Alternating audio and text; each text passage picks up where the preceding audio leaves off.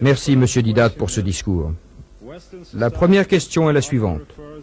La société occidentale invoque souvent l'infériorité et l'oppression de la femme musulmane.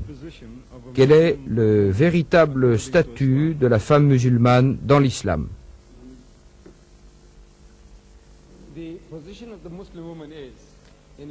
Dans l'islam, l'homme a ses droits et la femme a ses droits. Le Coran dit, c'est-à-dire l'homme est supérieur d'un degré à la femme, car c'est lui le soutien de la famille. Voyez-vous, il y a une obligation supplémentaire mise à la charge d'un homme, naturellement son pouvoir sera accru. En d'autres termes, dans aucune société, dans la société occidentale, si un homme abandonne sa femme, on l'oblige à lui payer une pension alimentaire.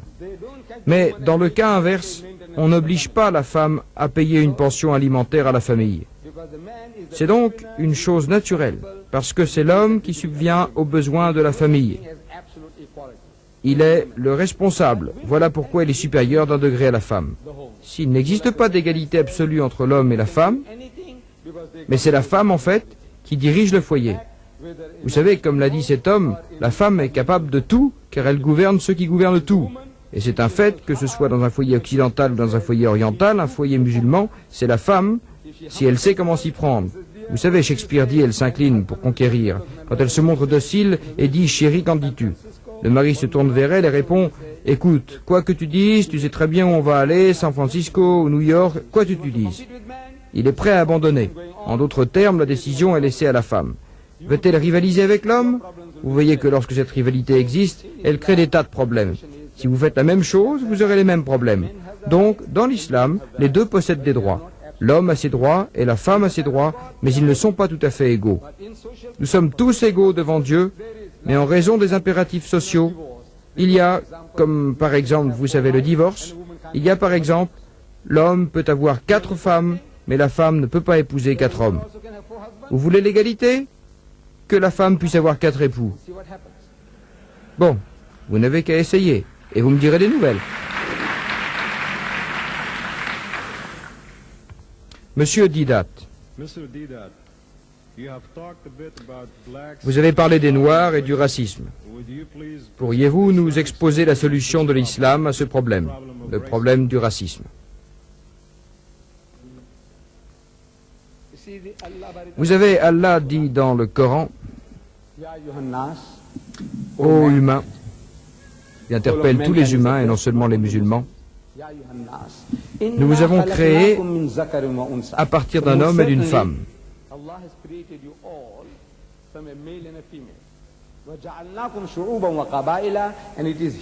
Et nous vous avons répartis en peuples et tribus pour que vous fassiez connaissance les uns des autres, non pour que vous vous discriminiez et vous vous exploitiez les uns les autres. En vérité, le plus noble d'entre vous, aux yeux de Dieu, celui qui le craint le plus, voilà le critère établi par Allah, critère de jugement. Non pas la race, la langue, la couleur ou la richesse, mais le comportement. Et non seulement en théorie, l'islam a des procédés pratiques pour faire appliquer ce précepte. Tout le monde parle de la paternité de Dieu et de la fraternité des hommes. Le chrétien vous dit ça, le juif vous dit ça, le musulman vous dit ça, qu'il y a un Seigneur unique et que nous sommes tous ses créatures. Oui, paternité de Dieu et fraternité des hommes. Mais comment faites-vous pour réaliser cette fraternité? Pas de système. L'islam a un système. 5 fois par jour, ça met les hommes en contact, épaule contre épaule, le noir et le blanc, le riche et le pauvre, l'Africain et l'Indien, l'Arabe et le Malaisien. Tout le monde, épaule contre épaule, utilisant les mêmes robinets, utilisant les mêmes serviettes, épaule contre épaule, sans intervalle entre eux. Un homme, puis un autre, dans notre façon de prier, à salat, pour que le démon ne puisse pas s'insinuer entre vous et votre frère.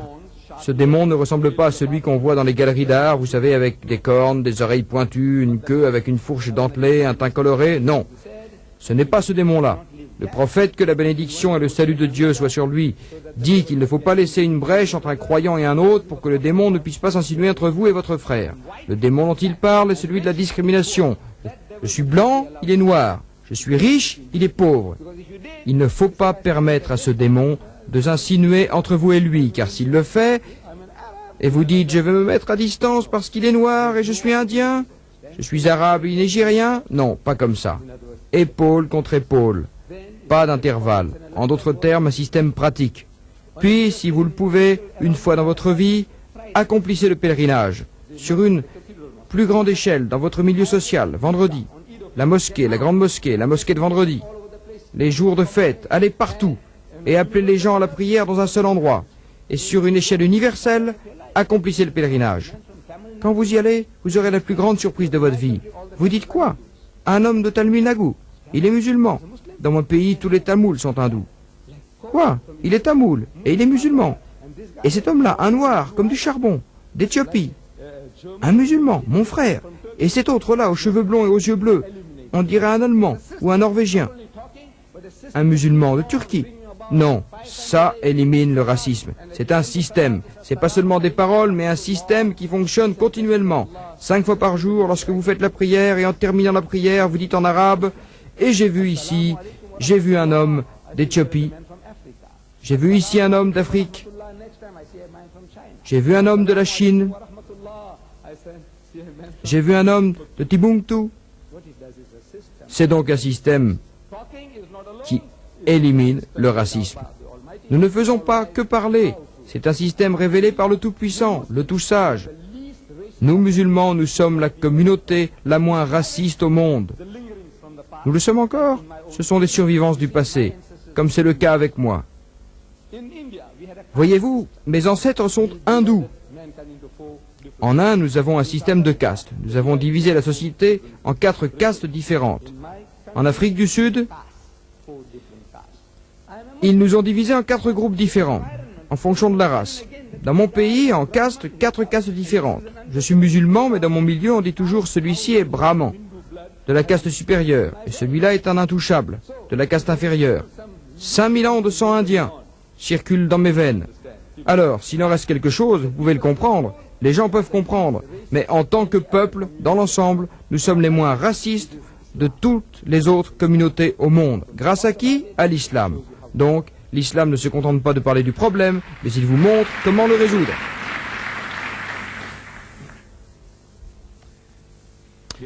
Hier, vous avez démontré que la Bible n'était pas la parole de Dieu. Mais aujourd'hui, vous citez la Bible pour nous prouver que l'avènement de Mohammed, que la bénédiction et le salut de Dieu soient sur lui, était annoncé. Je vous prie de nous expliquer cela. Hier, il y avait un débat, et le temps de parole était réparti, de manière bien définie.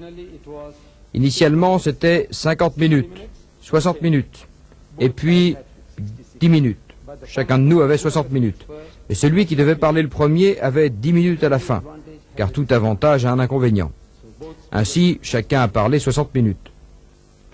Dans un tel débat, vous n'avez pas le temps de tout expliquer.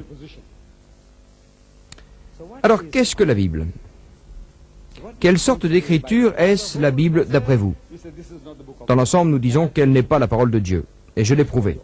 Selon toute raison, selon le livre lui-même, la preuve intrinsèque que Moïse n'a pas écrit les livres qui lui sont attribués, Matthieu, Marc, Luc et Jean n'ont pas écrit les livres qui leur sont attribués, non seulement ce n'est pas le livre de Dieu, mais ce n'est même pas le livre de Matthieu, Marc, Luc ou Jean. Vous parlez de 24 000 manuscrits, je lance un défi et je dis qu'il n'y en a pas 2 qui soient identiques. Ainsi, vous avez 24 000 évangiles différents. Lequel? Vous avez pris celui qui vous convenait, vous l'avez adopté. Qui vous a autorisé? Le conseil de Nissi?